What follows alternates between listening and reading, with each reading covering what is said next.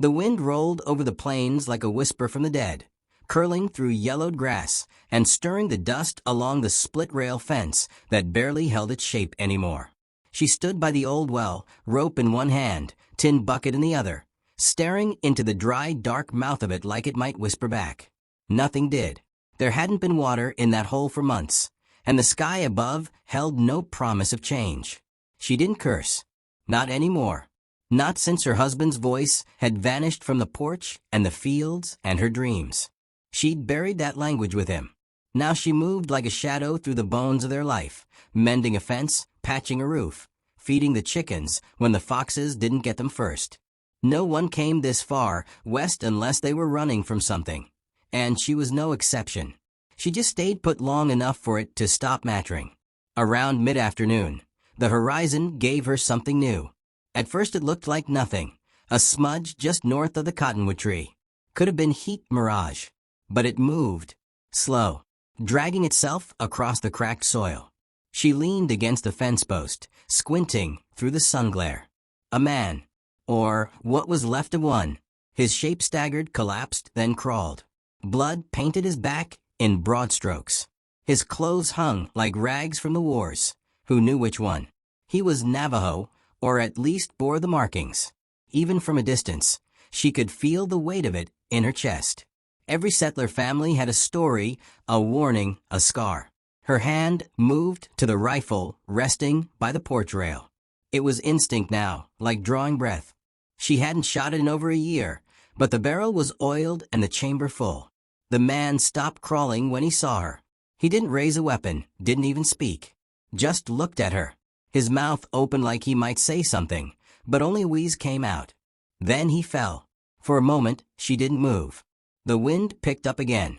Coyotes barked faintly in the distance. Her jaw tightened. She should leave him there. Let the sun finish what the bullets started. But her feet were already stepping forward, crunching dry grass with every pace. She told herself she'd just get him off her land. Maybe drag him to the riverbed and let someone else deal with it. That was all. Up close, the wounds were worse. A gash across the ribs, dried blood down his thigh, and bruising that looked like he'd been trampled. Maybe by horse, maybe by fate. His skin was cracked from heat, lips split. He hadn't had water in days. She crouched, feeling the old ache in her hip flare up again. A scar from years ago, when a mule kicked her during a winter freeze. That pain had never quite left. This one, too, would stay with her. She didn't speak to him as she hauled his arm across her shoulder and lifted. He didn't scream, just sucked in a breath so sharp it sounded like it might cut him from the inside. They moved together like two ghosts clinging to a shared story. She got him to the porch, then inside the cabin where it was cooler, darker, and quieter. The fire was out. She didn't bother lighting it. The table had seen better days. So had the cot in the corner. She laid him on the floor, close to the hearth, then fetched the bottle of cheap whiskey and a torn strip of old linen. When she poured the liquor over his wound, he jerked violently, his eyes snapping open. Brown, dark as burnt oak. For a second, she thought he might reach for her throat, but instead he locked eyes with her and held them. She didn't flinch, just pressed the linen down hard until the blood stopped coming. When she was done, she set a cup of water beside him, along with a piece of cornbread from 3 days ago. He didn't move at first. Then his hand, fingers trembling, reached for the cup. He drank like he'd forgotten how. They didn't talk. He didn't know English, and she didn't know enough Navajo to guess at his name. Still, something passed between them in that silence. Not forgiveness, not trust, but maybe the raw start of recognition. Two souls left behind by their own people. Two broken limbs of history finding shelter under the same ruined roof. Night came slow. The prairie outside turned blue, then black. She lit one oil lamp and placed it by the window. Its glow stretched across the wooden floor like a fragile promise. She sat in her old rocker, hands folded over her lap, eyes fixed on the man who lay still but breathing. The creak of wood and the rasp of his breath were the only sounds. Even the wind had quieted. She didn't sleep much anymore, not truly.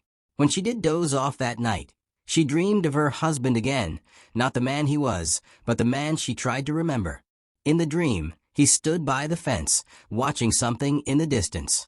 She walked to him, but every time she reached out, he turned his back. No words, just the sound of hoofbeats approaching from far away. She woke just before dawn, chilled and stiff. The fire had gone out. She stood and stretched, the floorboards creaking beneath her bare feet. When she turned toward the man, her heart kicked once, hard. The cot was empty. She scanned the room. The door hung open slightly. A thin trail of blood led to the porch. She stepped outside and stopped. He was there, kneeling beside the cottonwood tree, knife planted upright in the dirt before him like a grave marker. Her knife. The one she'd left on the table last night. He'd taken it and returned it. He didn't look at her, but he knew she was watching. He stayed like that for a long moment, still reverent. Then he pushed the knife into the earth, so deep the handle disappeared into the roots. She didn't speak. Neither did he. In the quiet between them, the wind returned, gentle this time, as if it had remembered something. Something old. Something owed. The sun broke the horizon, soft and red. A new day, with its own shape. But in her gut, she knew peace was too much to ask. Something had been set in motion the moment she gave that man water. And someone would come looking for him. She heard them before she saw them. Hoofbeats, distant and rhythmic, riding on the morning wind like the slow beat of a war drum. She stood on the porch, coffee cooling in her hand, her eyes narrowing as she searched the edge of the horizon. The man was still by the cottonwood, slumped against its trunk, knife gone again from the earth, his breathing shallow, but steadier than the day before. He didn't react to the sound, not in alarm, not in surprise. He only turned his head slightly, as if he'd been expecting it all along. A pale dust cloud rose from the northern flats. It moved with purpose, not like a cattle drive or wanderers looking for shelter. It came sharp and steady, as though the earth itself was delivering a message. She felt a knot form deep in her chest, something old and feral. Her fingers itched toward the rifle leaning just inside the cabin door, but she didn't move. Not yet. She wanted to see their faces first. 5 riders, maybe 6. All Navajo, their silhouettes clean against the pale sky. One wore a red cloth tied over his mouth. Another rode with no saddle. They didn't carry flags or fire or noise. Just presence. Silent, deliberate, undeniable. They made no move to speak or dismount. They simply spread out, slow and precise, surrounding her home like shadows settling into their rightful places. The man under the tree stirred, lifting his hand once toward them. Not a signal, not a plea. Just acknowledgement. Then he lowered it again, as if even that effort cost more than he had to spare. She looked at him and saw the truth. These weren't strangers to him. They were his people, or had been once. Now she couldn't tell whether they'd come to save him, or finish what someone else had started. Still holding her coffee, she stepped down from the porch. The dry grass crunched beneath her boots. No one said a word. The wind carried the sound of creaking leather, horses breathing, a raven overhead cutting a dark line across the sun. Her heart pounded behind her ribs like it wanted out. One of the riders, older than the others and broad through the shoulders, dismounted slowly. His hair was streaked with silver, but his eyes were clear, sharp and watchful. He stepped toward the cottonwood and looked down at the wounded man without speaking. The younger men stayed on their horses, hands resting near their weapons, but not drawing. She stopped a few feet from them, letting her body stand between the stranger she'd saved and the men who circled like wolves that hadn't decided whether to attack or mourn. The elder finally looked at her. His gaze wasn't hostile. It was something deeper, calculation wrapped in curiosity, memory maybe. Like he was reading her soul the way he might read weather patterns in the sky or stories in the stones. He said something in Navajo, soft and low. The tone was not unkind, but it wasn't friendly either. She didn't respond, didn't understand, and wouldn't lie to pretend she did. The wounded man, voice dry and cracked like sun-split bark, answered him in return. Short words, quiet, but whatever he said carried weight. The elder looked back at him, then down to the earth where the knife had been buried, now disturbed. He knelt and placed a hand on the soil, fingers pressing gently like he was feeling for a heartbeat beneath the ground. Another rider approached, the youngest of them, barely more than a boy with a long scar across his jaw. His eyes burned in a way the others didn't. Where the elder held wisdom and the others held caution, this one radiated heat. He dismounted with a clumsy urgency, stepping toward the tree, toward her. She moved without thinking, stepping directly into his path. He stopped short. The space between them was thick as gun smoke. His hand went to the tomahawk at his hip. Hers didn't touch her rifle, but her stare hardened like it had. The elder barked a word, sharp and final. The boy froze. She saw shame flare in his eyes, quickly masked by defiance. He spat in the dirt and stepped back. The others remained silent, but something shifted among them.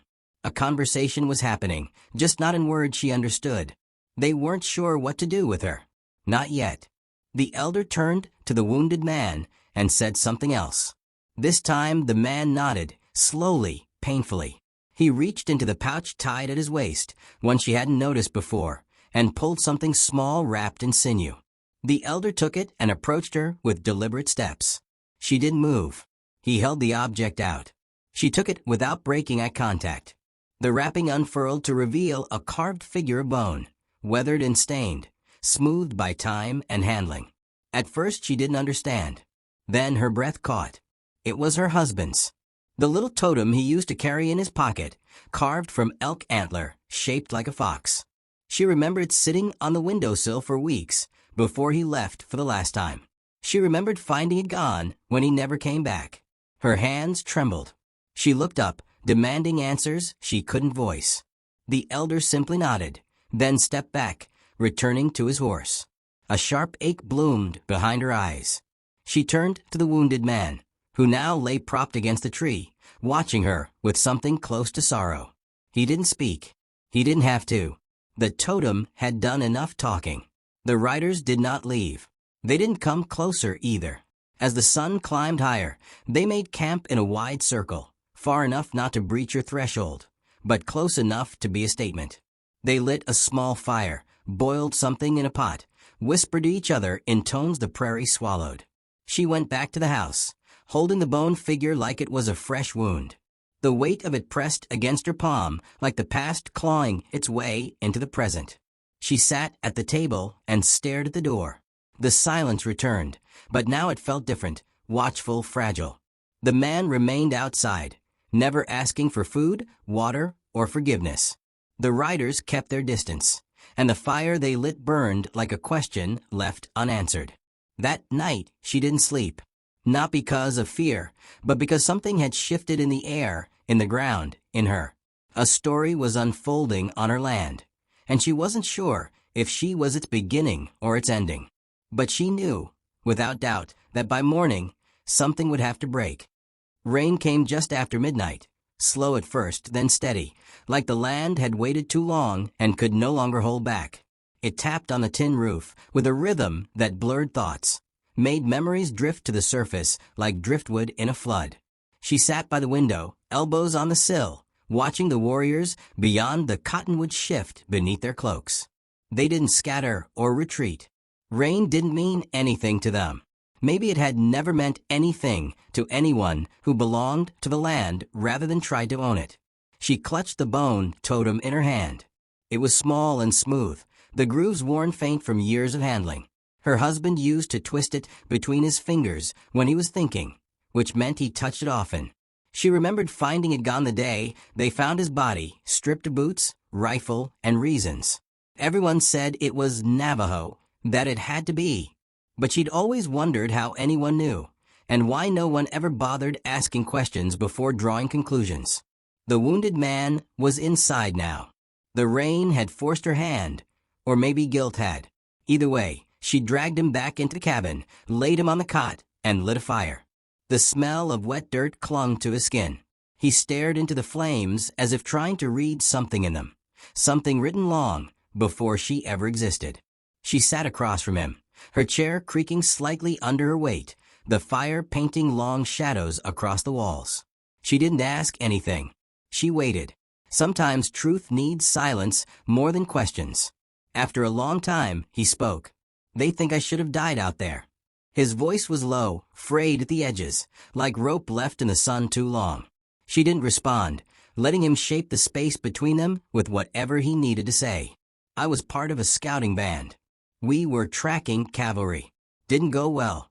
They hit us near the canyon." His gaze flickered. "I ran.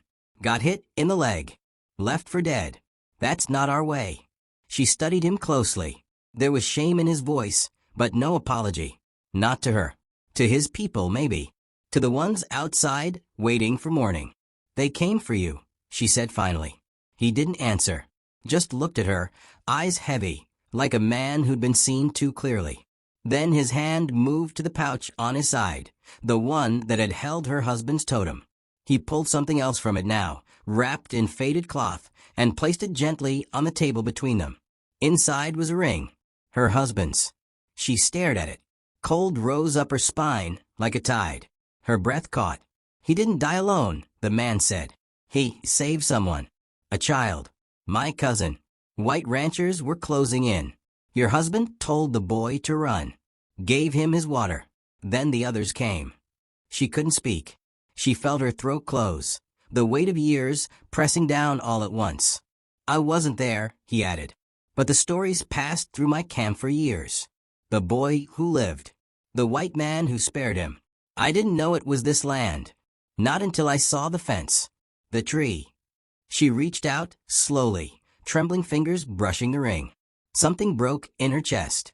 Not grief. Grief had long since been calcified. This was something sharper. A terrible, aching clarity. "Why bring it back now?" she asked. "The boy became a scout. One of the men outside. He recognized the land when they were tracking me. Knew the stories. Told the elder. The elder told me. We brought it back to return the debt." The words hung between them like smoke, thick and inescapable. Outside, thunder rolled. The wind picked up and the fire popped, sending sparks toward the hearth. She looked toward the window, saw the silhouettes still gathered, unmoving, patient. As if all time had bent toward this night and would wait as long as it had to. "There's more," the man said, quieter now. "Not all of them agree. The younger one, the one with the scar, he lost a brother last winter. Blame settlers. Any of them. All of them. Even if a debt's paid, pain doesn't disappear. Some of them think your husband took something too." She nodded slowly. "So they came to see if you'd lived, or to decide if I should die."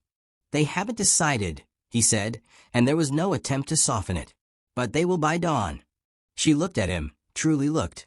Not as the shape she found crawling in the dust. Not as a symbol. Just a man. Wounded. Torn between two fires. She realized then that he wasn't safe with her any more than she was safe with him. They were both standing in the path of a judgment neither of them controlled. "Can I ask something?" she said. He nodded. "What happens if they decide I should pay?" His silence answered her better than words. She stood, ring still clenched in her hand, and walked to the door. The rain had slowed. Mist curled over the ground, softening the sharp lines of the campfires. The youngest warrior sat apart from the rest, sharpening a blade slowly, deliberately, as if each stroke carved away at doubt. She stepped outside. The air bit cold against her skin. No one spoke, but all heads turned toward her. She walked to the cottonwood, pressed the totem into the trunk like she was planting something, then stepped back, unarmed, eyes steady. "I gave him water," she said. "Not because I owed him. Not because I feared him.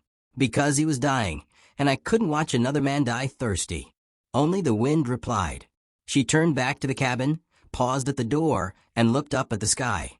The stars were faint behind the drifting clouds, but they were there, watching, remembering. Behind her, the warriors did not advance, but they did not leave either. Inside, the wounded man had closed his eyes, not sleeping, listening, waiting. She sat beside the fire, hands folded in her lap, heart beating slow and heavy. She didn't know what morning would bring, but she knew it was coming fast. And she knew the story wasn't hers alone anymore. The first rays of sun sliced through the mist like a blade, lighting the land in pale gold and ash. Dew clung to the grass, the fence posts, the rusted hinge of the cabin door. She'd been awake for hours, sitting in silence while the fire burned itself to embers. The wounded man hadn't stirred, though she checked his pulse more than once. Fingers pressed to the edge of his neck like she was trying to count the seconds left in her own story. Outside, the warriors began to move. One by one, they rose from their spots around the dying campfire, brushing moisture from their cloaks, tightening straps, adjusting blades. There was no urgency, no clatter of threat, just the quiet precision of men who had waited through the night and were now ready to choose. The choice wasn't spoken aloud. It rarely was. She stepped outside barefoot, her boots forgotten by the door, the cold seeping into her skin. The ground felt alive, thrumming faintly beneath her toes.